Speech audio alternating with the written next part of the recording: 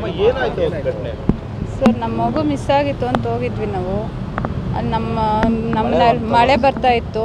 ಇವರು ಅವ್ನ ಮಗನ ಕರ್ಕೊಬರೋಕೆ ಹೋದ್ರು. ಅವ್ರು ಹಿಂಗೆ ಹೋಗಿದ ತಕ್ಷಣ ಅದು ಬಂದು ನೀವು ಜೊತೆಲಿದ್ರಾ? ಹೌದು ಸರ್, 5 ಜನ ಇದ್ವಿ. 3 ಮಕ್ಕಳನ್ನ ನಾನು ಎಳ್ಕೊಂಡೆ, ಇನ್ನೊಬ್ಬಳನ್ನ ಎಳ್ಕೊಳ್ಳೋ 3 ಮಕ್ಕಳು ನನ್ನ ಸೈಡ್ಗೆ ಎಳ್ಕೊಂಡು ಇನ್ನೊಂದು ಮಗುನ ಎಳ್ಕೊಳ್ಳೋ ಅಷ್ಟೊತ್ತಿಗೆ ಬಿದ್ದೋಯ್ತು ಸರ್. ನೀವು ಏನ್ರಲ್ಲಿದ್ರಮ್ಮ?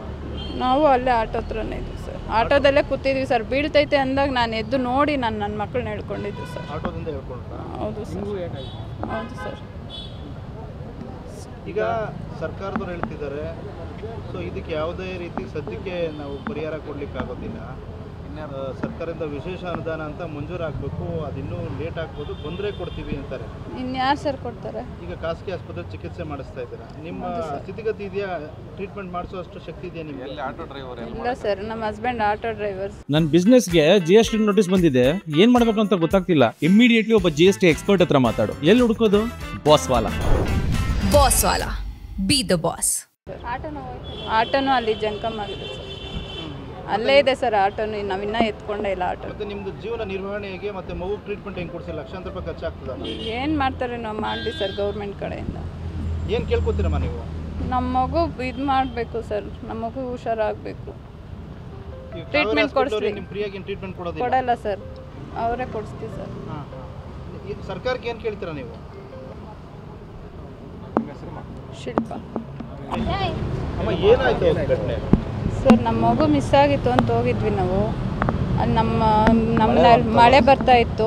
ಇವರು ಅವ್ನ ಮಗನ ಕರ್ಕೊಬರೋಕೆ ಹೋದ್ರು. ಅವ್ರು ಹಿಂಗೆ ಹೋಗಿದ ತಕ್ಷಣ ಅದು ಬಂದು ನೀವು ಜೊತೆಲಿದ್ರಾ? ಹೌದು ಸರ್, 5 ಜನ ಇದ್ವಿ. 3 ಮಕ್ಕಳನ್ನ ನಾನು ಎಳ್ಕೊಂಡೆ, ಇನ್ನೊಬ್ಬಳನ್ನ ಎಳ್ಕೊಳ್ಳೋ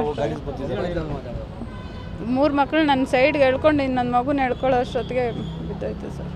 ನೀವು ಏನ್ರಲ್ಲಿದ್ರಮ್ಮ?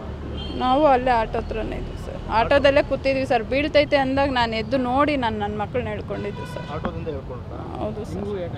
ಹೌದು ಸರ್.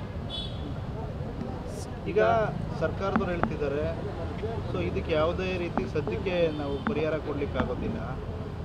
ಸರ್ಕಾರದಿಂದ ವಿಶೇಷ ಅನುದಾನ ಅಂತ ಮಂಜೂರಾಗಬೇಕು, ಅದಿನ್ನೂ ಲೇಟ್ ಆಗ್ಬೋದು, ತೊಂದರೆ ಕೊಡ್ತೀವಿ ಅಂತಾರೆ. ಇನ್ಯಾರು ಸರ್ ಕೊಡ್ತಾರೆ? ಈಗ ಖಾಸಗಿ ಆಸ್ಪತ್ರೆ ಚಿಕಿತ್ಸೆ ಮಾಡಿಸ್ತಾ ಇದ್ದೀರಾ, ನಿಮ್ಮ ಸ್ಥಿತಿಗತಿ ಇದೆಯಾ? ಟ್ರೀಟ್ಮೆಂಟ್ ಮಾಡಿಸೋಷ್ಟು ಶಕ್ತಿ ಇದೆಯಾ ನಿಮಗೆ? ಇಲ್ಲ ಸರ್, ನಮ್ಮ ಹಸ್ಬೆಂಡ್ ಆಟೋ ಡ್ರೈವರ್ ಸರ್. ಆಟೋನು ಅಲ್ಲಿ ಜಂಕಮ್ ಆಗಿದೆ ಸರ್. ಅಲ್ಲೇ ಇದೆ ಸರ್ ಆಟೋನು. ನಾವಿನ್ನ ಎತ್ಕೊಂಡೇ ಇಲ್ಲ ಆಟೋ. ಮತ್ತೆ ನಿಮ್ದು ಜೀವನ ನಿರ್ವಹಣೆಗೆ ಮತ್ತೆ ಮಗು ಟ್ರೀಟ್ಮೆಂಟ್ ಹೆಂಗೆ ಕೊಡ್ಸಿ? ಲಕ್ಷಾಂತರ ರೂಪಾಯಿ ಖರ್ಚಾಗ್ತದೆ. ಏನು ಮಾಡ್ತಾರೆ ನಾವು ಮಾಡಲಿ ಸರ್ ಗೌರ್ಮೆಂಟ್ ಕಡೆಯಿಂದ. ಏನು ಕೇಳ್ಕೊತೀರಮ್ಮ ನೀವು? ನಮ್ಮ ಮಗು ಇದು ಮಾಡಬೇಕು ಸರ್, ನಮ್ಮ ಮಗು ಹುಷಾರಾಗಬೇಕು. ಟ್ರೀಟ್ಮೆಂಟ್ ಕೊಡಿಸ್ತೀವಿ. ನಿಮ್ಮ ಫ್ರೀಯಾಗಿ ಏನು ಟ್ರೀಟ್ಮೆಂಟ್ ಕೊಡೋದಿಲ್ಲ? ಕೊಡಲ್ಲ ಸರ್, ಅವರೇ ಕೊಡಿಸ್ತೀವಿ ಸರ್. ಸರ್ಕಾರಕ್ಕೆ ಏನು ಕೇಳ್ತೀರಾ ನೀವು? ಶಿಲ್ಪ.